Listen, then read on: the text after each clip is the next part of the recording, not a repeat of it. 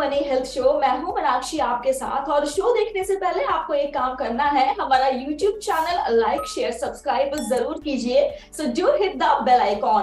Well, show शुरू करते हैं और मैं बुलाती हूँ डॉक्टर वैभव गुप्ता को, जो कि पीडियाट्रिक डेंटल सर्जन है। 5 साल का इनको एक्सपीरियंस है और एज अ डायरेक्टर ये गुप्ता डेंटल क्लिनिक में प्रैक्टिस कर रहे हैं, जो कि दिल्ली में लोकेटेड है। Hello sir, welcome to our show.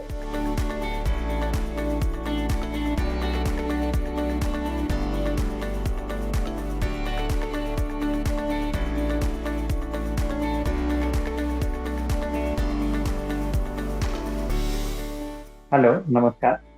नमस्कार सर, आज हम बात करने वाले हैं बच्चों की डेंटल हेल्थ के ऊपर। तो सबसे पहला सवाल मेरा आपसे ये है कि वो कॉमन इश्यूज क्या हैं जो बच्चों में पाए जाते हैं या बच्चों की डेंटल हेल्थ पे असर डालते हैं।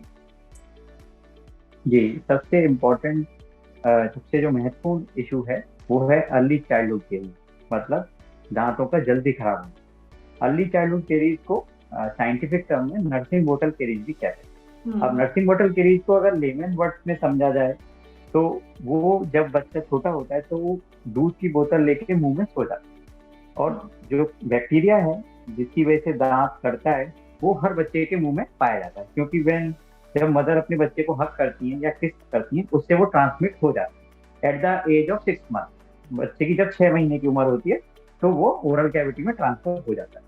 तो हर बच्चे के मुंह में ओरल कैविटी करने वाला बैक्टीरिया पाया जाता है, जिसमें मेन जो उसकी स्ट्रेन है वो स्ट्रेप्टोकोकस म्यूटेंस कहते हैं। उसमें कई टाइप के होते हैं। तो जब बच्चा मुंह में बोतल लेके सोता है और उसमें हम चीनी ऐड करते हैं, बिकॉज बच्चा जनरली तीखा दूध नहीं पीते, तो उसमें सुक्रोज रहता है। तो सुक्रोज जो है उस बैक्टीरिया का सबसे इम्पोर्टेंट खाना है।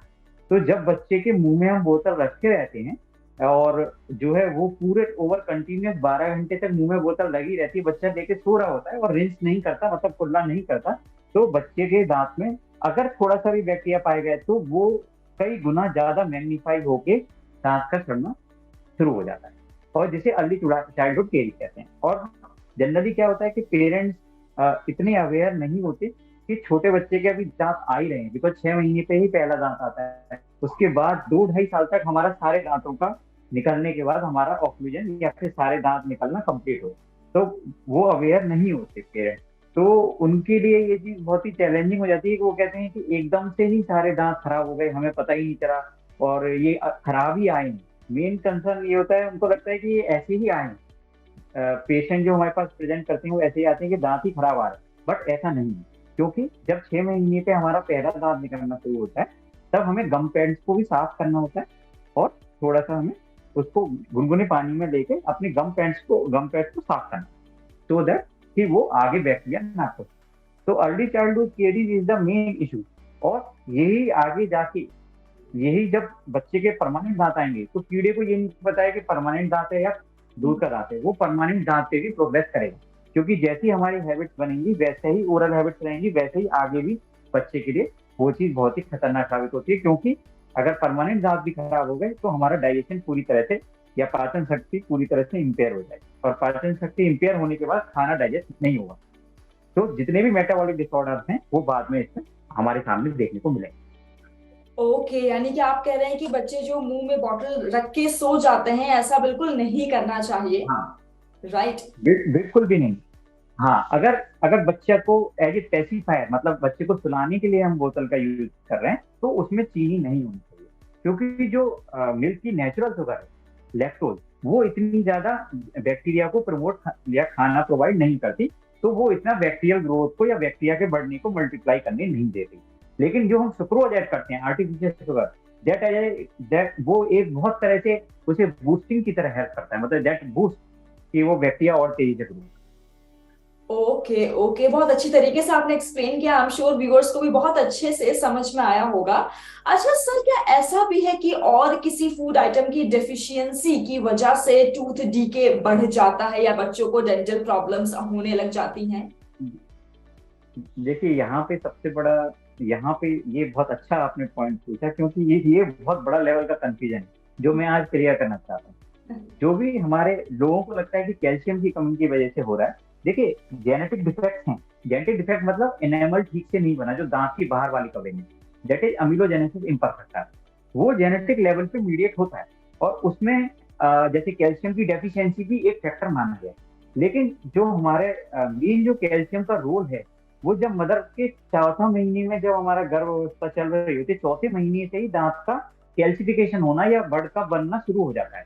तो जो कैल्शियम का रोल आता है वो प्री नेटल पीरियड में आता है। प्री नेटल मतलब बर्थ से पहले अगर उसमें कैल्शियम डेफिशिएंसी हुई है या न्यूट्रिशन डेफिशिएंसी हुई है, तो उसमें हम कह सकते हैं कि न्यूट्रिशनल डेफिशिएंसी की वजह से दांत खराब हुआ है। लेकिन जब 1 या 1.5 साल की उम्र हो चुकी पोस्ट बर्थ, तब कैल्शियम का इतना बड़ा रोल नहीं देखने।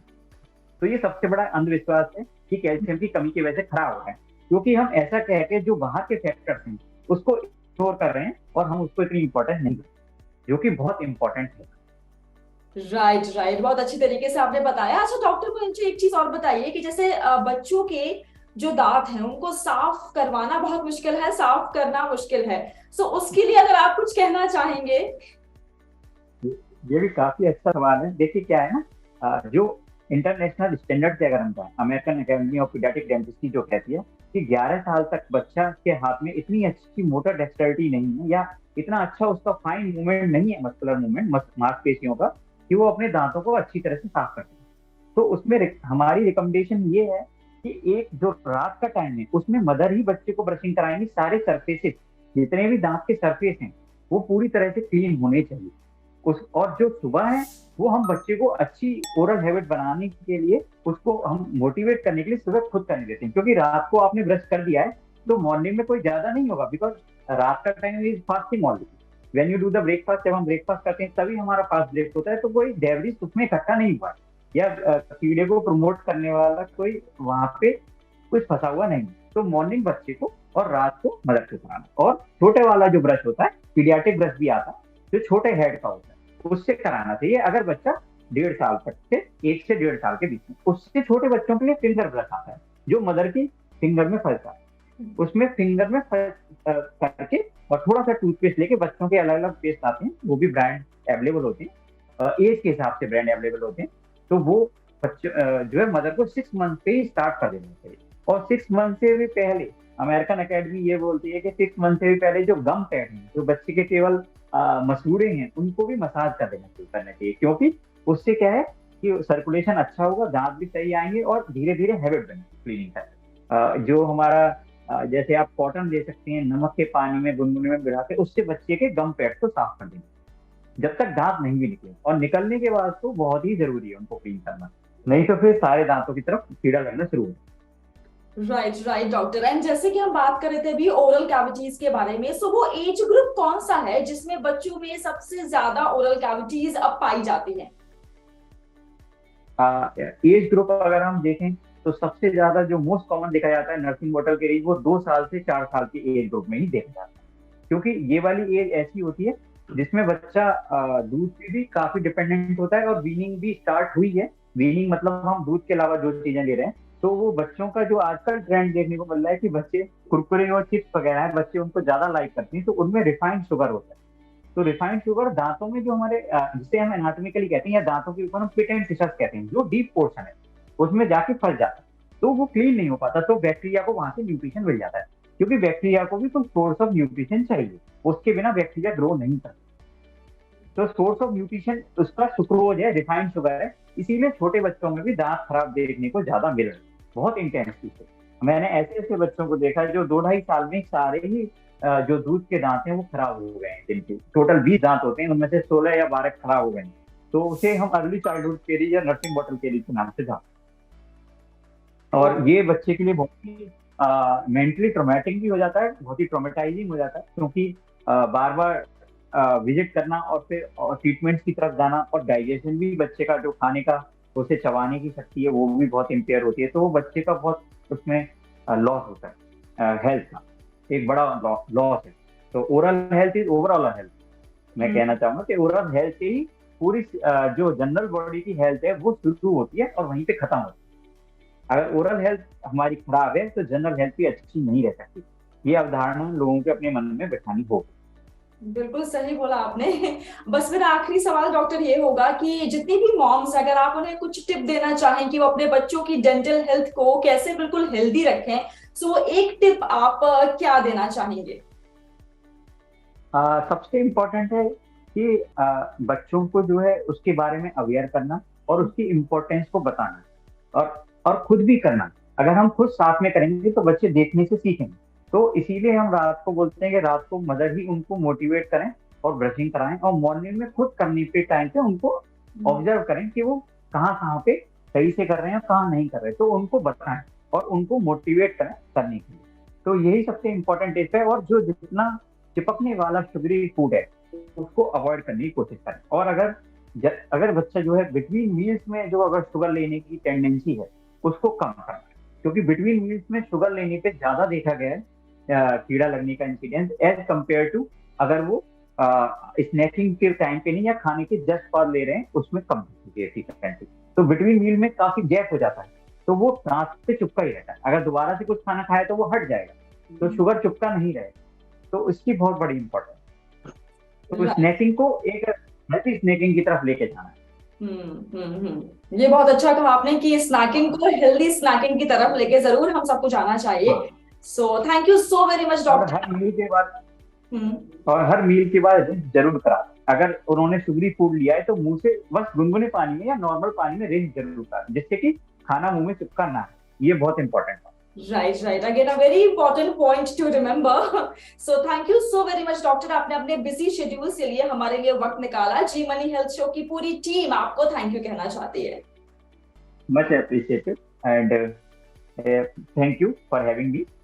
यहाँ पे देखिए डॉक्टर वैभव गुप्ता थे जिन्होंने बहुत हमसे अच्छे से बात की, इंपॉर्टेंट चीजें बताई। अगर आपकी ओरल हेल्थ अच्छी नहीं है तो कहीं ना कहीं आपकी जनरल हेल्थ भी अच्छी नहीं रहेगी। मुझे ये बात बहुत अच्छी लगी। डेफिनेटली हमें अपनी ओरल हेल्थ पे बहुत ध्यान देना चाहिए। अगर आपके घर में बच्चे हैं तो उनको तो स्पेशली आपको उनकी ओरल हेल्थ पे ध्यान देना चाहिए। इसी नोट पे आज मैं विदा लेती हूँ, आऊंगी नेक्स्ट शो में एक नए सुपर स्पेशलिस्ट डॉक्टर के साथ। टिल देन अपना ख्याल रखिए, क्योंकि अच्छी सेहत हमारा वादा।